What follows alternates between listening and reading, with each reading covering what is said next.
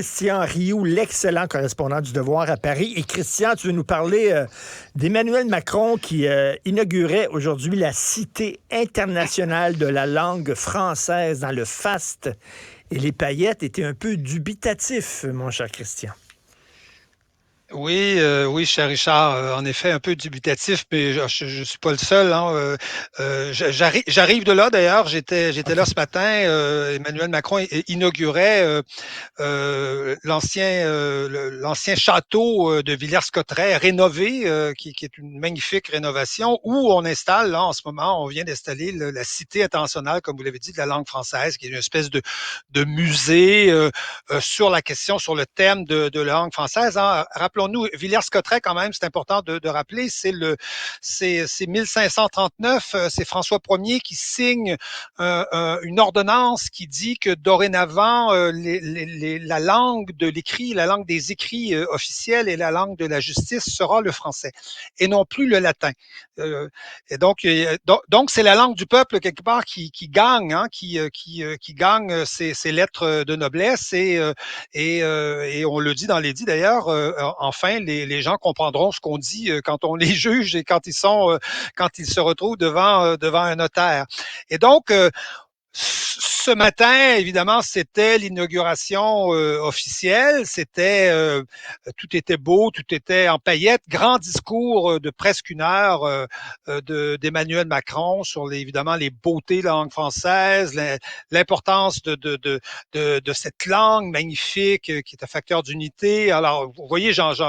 j'en rajoute tout ça, mais tout ça flottant au-dessus je vous dirais, d'une espèce de vide qui est celui qui a toujours été celui d'Emmanuel Macron en matière de langue française. C'est-à-dire, on ne comprend pas comment, on n'arrive pas à comprendre comment il se fait que ce qui sera peut-être ce qui va rester comme un des grands travaux d'Emmanuel Macron, hein, comme Mitterrand a eu ses grands travaux, la pyramide du Louvre, la grande bibliothèque. Macron, ça sera la Cité internationale de la langue française, le château de François Ier.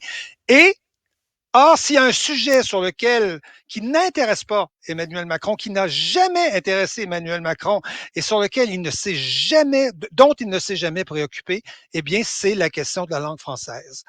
On connaît le Macron de la Startup Nation, on connaît le Macron du Make Our Planet Great Again. On peut remplir des pages, hein, de ce genre de Mais citations. Emmanuel Macron est toujours très heureux quand il peut parler anglais.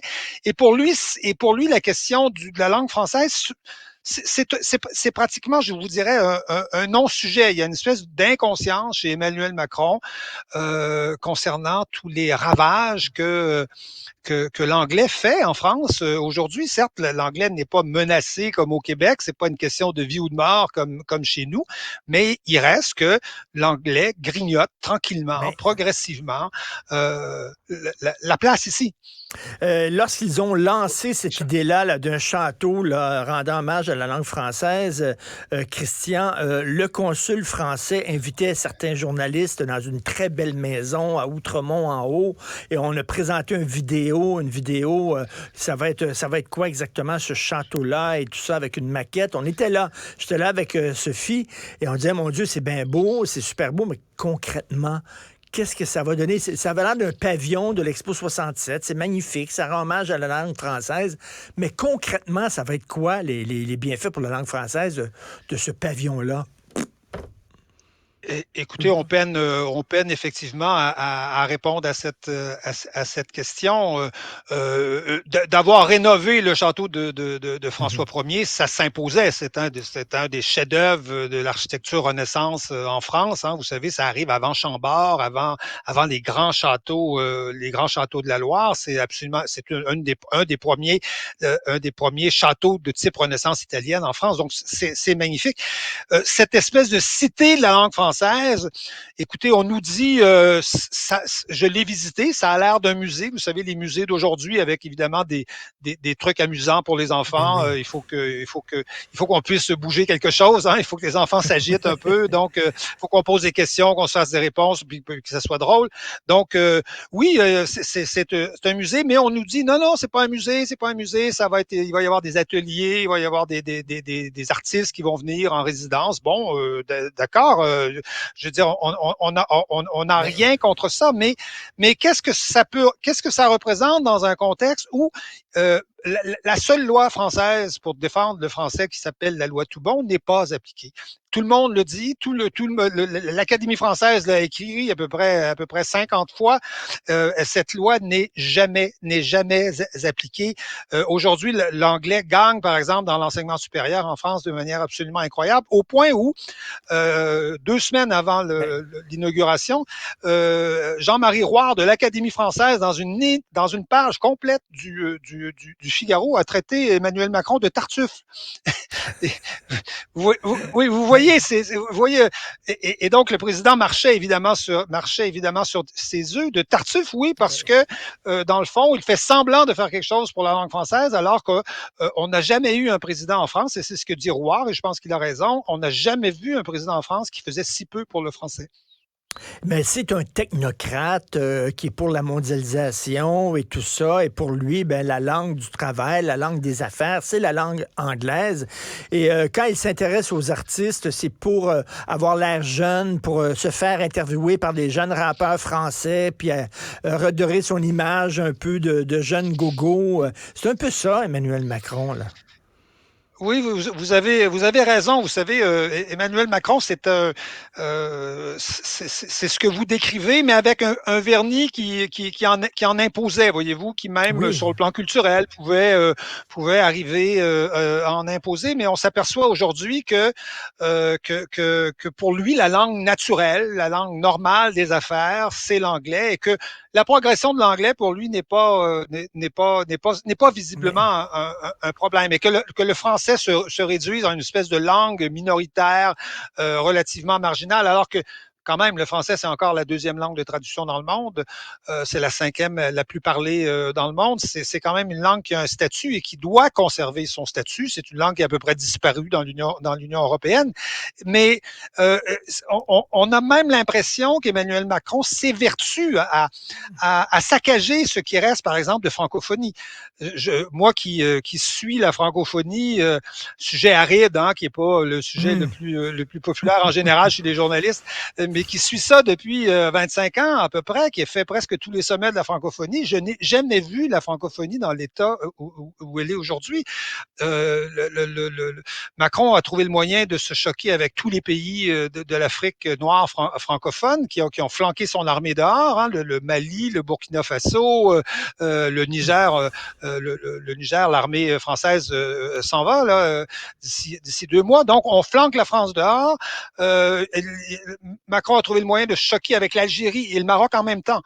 Un expert, non, mais un expert de politique étrangère me disait jamais la France n'a été choquée avec le Maroc et l'Algérie en même temps. Quand elle était choquée avec le Maroc, elle n'était pas choquée avec l'Algérie. Puis quand elle était choquée avec l'Algérie, c'était pas avec le Maroc. Ben, Macron, c'est les deux. C'est les deux en même temps. Le gouvernement algérien vient d'interdire l'enseignement en français dans les écoles privées d'Alger. Imaginez, les écoles privées françaises ne pourront plus enseigner les mathématiques, par exemple, en français.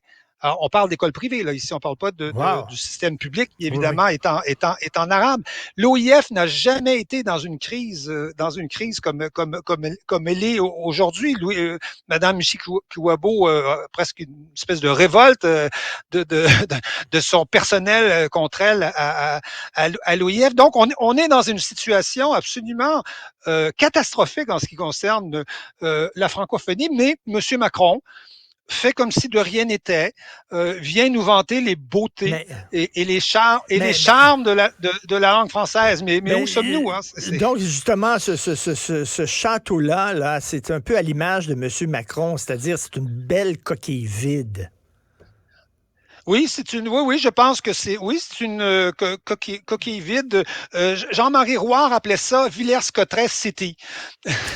pour, pour marquer un peu le coup, un petit côté Disneyland Ouais. pour la langue française. Oui, je pense que ça ne peut être qu'une coquille vide si ce Mais, n'est pas accompagné d'une politique qui a un sens. C'est-à-dire que ce genre de lieu-là peut mais prendre de la résonance, peut prendre du sens s'il y a une politique derrière. mais Sinon, Christian, c'est une coquille vide. quelque chose de très symbolique. Lorsqu'on nous a présenté ça, on était une petite poignée de journalistes parce que la plupart des journalistes ne s'intéressaient pas à ça. Lorsqu'on nous a présenté ce projet de musée de la langue française, tout ce qu'on nous disait, Christian, et ça c'est parlant, c'est que ça va être bon pour le tourisme de la région. C'est ça qu'on nous disait. On ne disait pas que ça va être bon pour la francophonie, ça va être bon pour le tourisme de la Oui, région. Donc, c'est oui, ça. oui. C'est un D'ailleurs, musée qui va attirer des oui, touristes.